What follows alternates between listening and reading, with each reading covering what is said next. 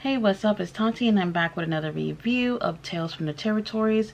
This time we are talking about Pacific Northwest Wrestling, and this territory was based in Portland. So for this episode, we had Lynn Denton, Mike Masters, Bushwhacker Luke, and Princess Victoria sitting down talking about some of their most memorable moments during their time at this territory. Now, this particular territory was very famous, and one of the things they were known for was being the first pro wrestling promotion to have a weekly show, and they were on air for over 40, no, well, not over 40 years, for about roughly 40 years, and that was huge. So this promotion, they were founded back in 1925. So the owner of the promotion is Don Owens.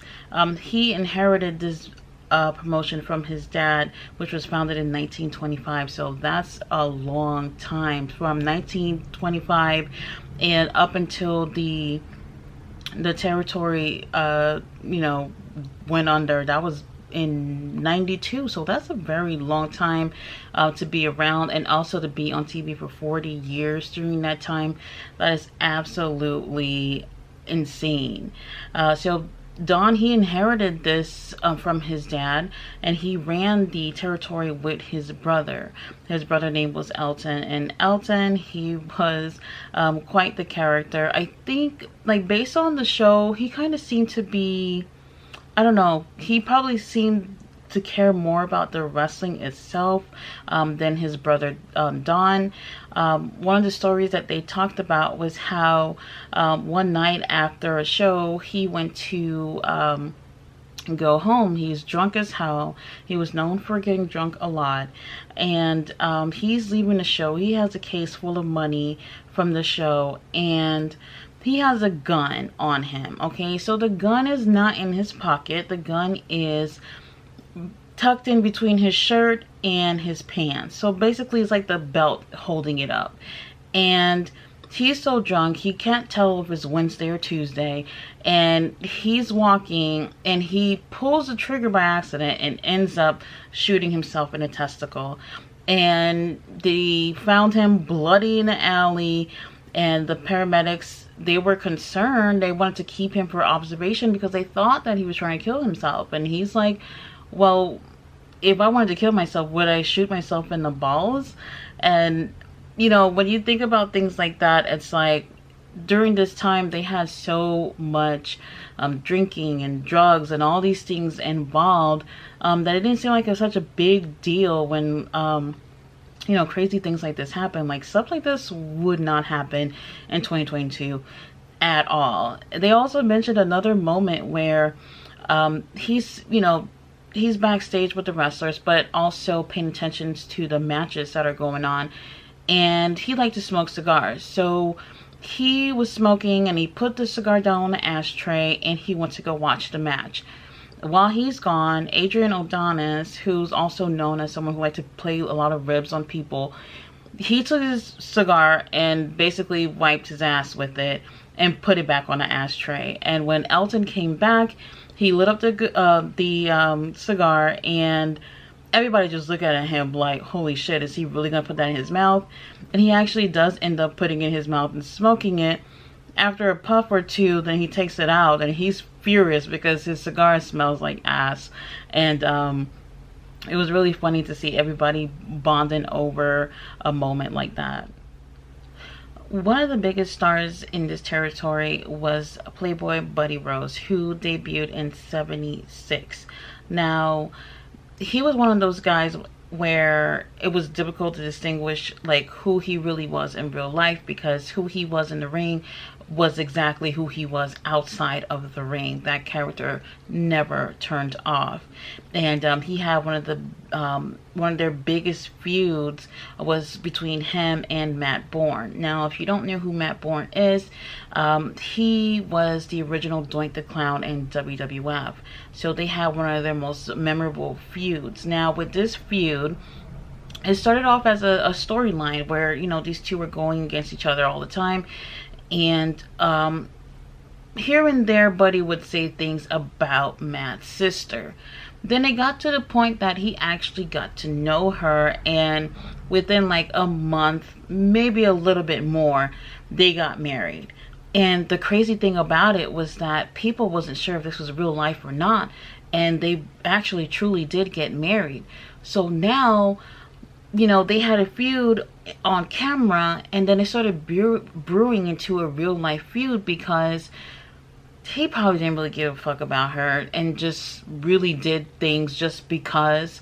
And in the midst of them being married, a few months later, they're having problems. Their marriage is down to shit. And there's rumors going around that he's cheating on her with other women. Like, he's not known as a playboy for no reason.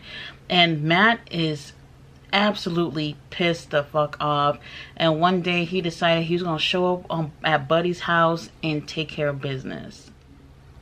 So Matt, he kicks the door down and he is ready to start fighting with Buddy. And once he gets to the house, he's beating him up, and Buddy scratched the hell out of his face. Like, when they end up going back to work and seeing the aftermath, like, Matt's face was so scratched up. It was like two kittens just clawing at each other rather than two wrestlers, you know, throwing blows at each other. So Buddy, he gets his ass whooped at home. He calls the cops on Matt, and he stays, what, 2 days in jail or whatnot. And once he's released, he shows up to work, goes to the locker room, he sees Buddy, and he's like, bruh, it's on site, we fighting right now. And he's ready to go beat him up because he's so upset about how, I guess you could say, Buddy took advantage of his sister. Did he ever love her? Who knows? But obviously, I do think he knew that being in that type of position with his sister in real life will definitely help with the reputation that he had. So he's going over there to fight. And Matt's dad, Tony, who's also was a wrestler, he's actually pushing Matt away. And I found this to be so weird. Like, if you really felt like your daughter was being taken advantage of or whatever, like, why weren't these two basically teaming up against Buddy? So the whole time Tony is just trying to keep Matt away from Buddy, and the whole time Buddy is literally insulting his sister, and his wife's dad is right there. And I just thought, like, that is just so weird. Why didn't both of them just like fuck it and just whoop his ass for talking about her? I just thought that was absolutely crazy. Kind of didn't really make sense, but at the same time I could understand the dad probably keeping his cool just to avoid there being other problems. So that kind of does make sense. Even with all that shenanigans going on and Buddy trying to, you know, keep this reputation, he was really a scaredy cat in real life. He was actually afraid of Matt hurting him. It got to the point where he started carrying a gun around because he thought that, you know, one day Mike would just pop up on him like he did earlier. So one night, Buddy, he is taking Mike Masters to the hotel room, and he's like, look, I'll pay you $50 if you go to my house and just look around to see if Matt gonna just jump out. And Mike was like, he didn't want to get involved. He didn't even see a reason why he should be afraid. But since it was $50 at the time, that's a lot of money, so he decided that he'll do it. So they pull up to Buddy's house, and Mike goes in and he's looking around the house, and he's like, he felt so silly just looking around just to make sure another man wasn't at another man's house. Like, if a dude's at your house, take care of business. But Buddy was so afraid. Even with a gun, he's asking someone else to go to his house to make sure that he's not there. So this storyline went from, you know, drawing crowds to basically him being afraid for his life, thinking that Matt is going to hurt him. And ultimately, Matt wasn't there and probably never showed up to his house ever again. And it's just really, really silly that it even got to that point. But that's what happens where you take something that's supposed to be entertainment and then bring like real life issues into it just for fun. Like, So he pretty much got what he deserved. One of the wrestlers at the table was Princess Victoria. She talked about her experiences there as well. One of them being in a 8-man battle royale. Now, with this, she was having like a little feud with Buddy, and during this match, she was the last 3 in the ring. So it was her and Buddy being one of the guys left, and another wrestler, I can't remember who it was, and she did a drop kick to the other guy that was in the ring, and she turned her back thinking that he fell over the ropes, but Buddy had ended up grabbing him, keeping him from falling out of the ring.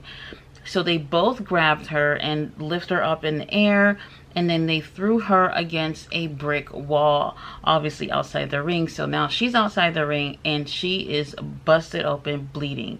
And this actually happened in her hometown, so her family is sitting in the audience watching. Then out of the blue, her younger brother jumps up to the ring and he's cursing them out, like, why I did that to my sister. Like, he has no idea what the business is like. He just came to see his sister wrestle, but didn't really know that she's obviously in on all these things, and he's really upset. And it got to the point that security had to escort him out, and she can't do anything because she has to play it off and lay there all hurt. She can't just get up and go get her brother. That's not part of what was going on. So after the match, she goes backstage, and all the guys are congratulating her. They liked what she did, and they had to talk to her like, you know, you need to tell your family what's going on if they're going to be showing up here, because they need to understand like what's real and what's not, and what you're in on and what you're not. And that was the first time she actually thought about, like, you know, her family haven't seen her wrestle, so they don't understand what kayfabe is. One of the biggest names to come from this territory was Rowdy Roddy Piper.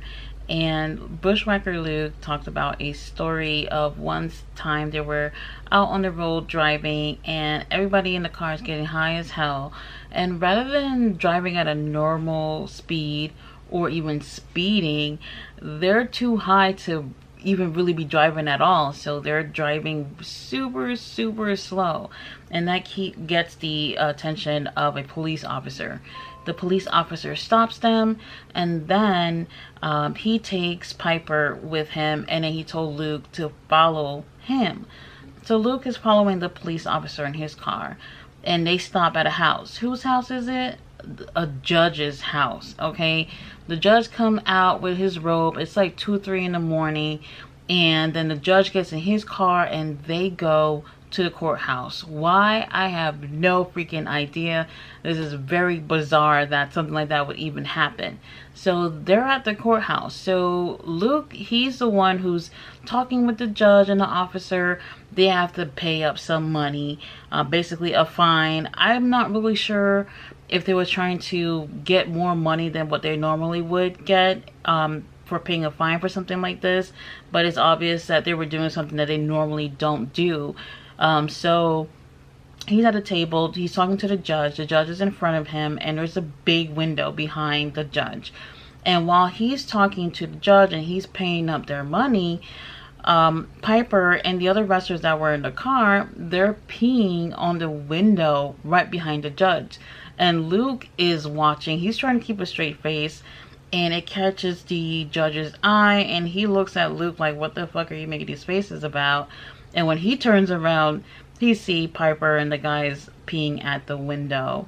And he's absolutely furious. They don't say exactly what happened after that, but definitely see Piper being part of a moment like that.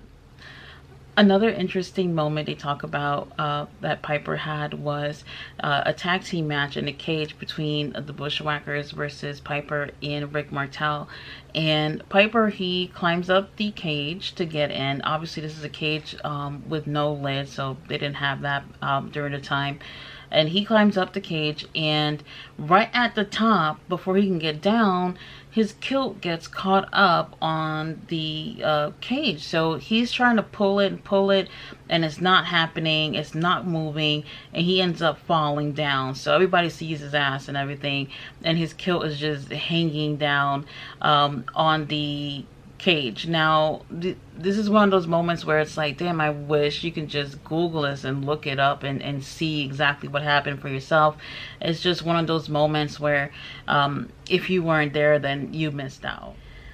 So now let's talk about the downfall of the territory. Now, while there are many different factors, one of the biggest factor was the Athletic Commission. So in this territory, there was a guy named Bruce Anderson who was head of the Athletic Commission, and he's supposed to be basically supervising over boxing matches and things like that. I don't know anything about boxing, but anyway, he's supposed to be looking over things when it comes to boxing.